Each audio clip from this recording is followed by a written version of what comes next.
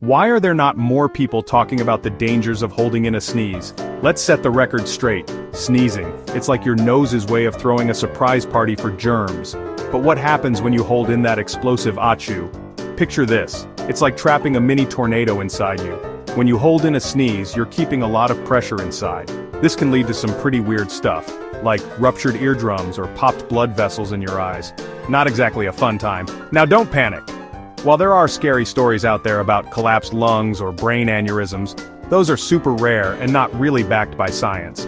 So the next time you feel a sneeze coming, let it out. Better a loud sneeze than a mini tornado trapped inside, right? Stay safe and sneeze freely, my friends.